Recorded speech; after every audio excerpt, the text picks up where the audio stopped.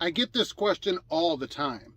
So if you must, here are some tips for your next truck lease to at least make it, as close to success as is possible.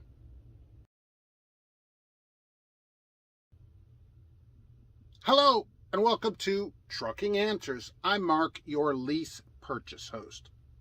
Now, as much as I would prefer people purchase a truck from a dealership and put it on at a company, I think that's a better way to do it. I get a lot of questions. Mark, I want to lease. I'm going to lease a truck or whatever.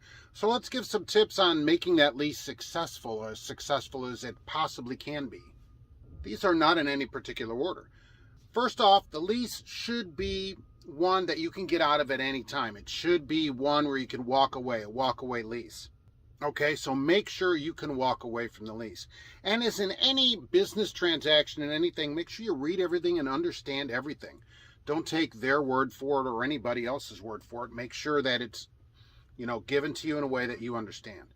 Now you're starting a business, not just going to buy a truck. So what should you do? Hire an accountant. That's right. Get an accountant, and not just any accountant, an accountant that specializes in trucks, so that they understand the different types of deductions and they're not questioning you on something that you can deduct and they're like, well, that's not allowed. It might be allowed in trucking. So you want someone that specializes in trucking. Always remember, I can't say it enough, you're running a business. You're starting a business. You're not just purchasing a truck and going out in the open road, right? And singing old 70s country songs.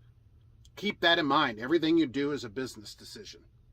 I think you should at least have a year of experience before you get into any purchase of any kind, so that you kind of get your feet wet in the industry, can understand how the country works, and just get more comfortable in driving.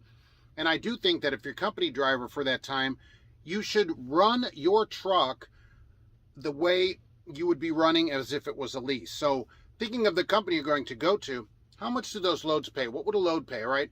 Figure out a truck payment. What's your truck payment going to be? You have to at least look into it, right? Figure all that out each week. How much would you make running the truck exactly as if you're running a business? Keep track of it, and you can kind of practice and get into practice of what you're going to be doing. If it's a used truck, please, like any used vehicle, any car, although people don't do this, take it for a test drive. If they won't let you test drive it, I walk, okay? Also, have a mechanic look at it. You might have to pay them. Yes, have all the codes read. If you can get lifetime fuel mileage, there's a lot of stuff in the computer of these trucks. And get a truck fax if they have that. I actually don't know if they have that kind of thing. Get all the records, get an oil sample done of the truck if it's used. Take it for a long test drive. Any place that won't let you do that, forget it. Also, you should get to see and choose the truck in advance. That goes right along with this test drive. I see some places doing that. Well, come in and sign, and then we'll give you a truck. No. All right? No. Don't do that. You go get the truck, look at the truck, decide on the truck, then we sign paperwork. Imagine if you went to buy a car, and you show up at the dealer and they go, all right, I'll sign all this and we're going to go get you a car that we think you'll be happy with. You would never do that. Don't do that for a truck. Some of them are really expensive. I hear some of them are more than $10,000. And keep your numbers tight, okay? You're running a business. Personally, I don't think it's any good to go to a place that has a speed limit on the truck, idle time limit on the truck, all that. I don't like any of that. If I'm buying the truck, I want to make sure I can decide that. Now, there are times when you want to slow down or whatever, but that should be up to you, I think. Also, for the next section, I guess I'll have to say this. People may not know it. I'm not an attorney. All right? For actual legal advice, you should seek out a licensed attorney in your area. And you may want to do that actually before leasing a truck. But here's the thing that Swift found out after a $100 million settlement. Companies cannot force you to purchase things from them. All right? They can't force you to buy things from them. They can offer things to you. They can offer you insurance. They can offer you load locks, tarps, chains, fuel. Here we get a fuel discount, buy it here. They can't make you buy anything. All right, you can buy stuff wherever you want. That's the idea of being in business for yourself.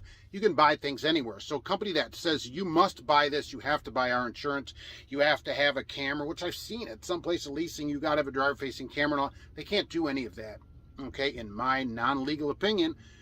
And Swift did pay $100 million for these type of things. So it's something to consider about that. They're not allowed to make you buy things. They can only purchase things that, you can be offered things and you don't have to buy them. The other thing I'd look out for in a lease, one of the things would be penalties.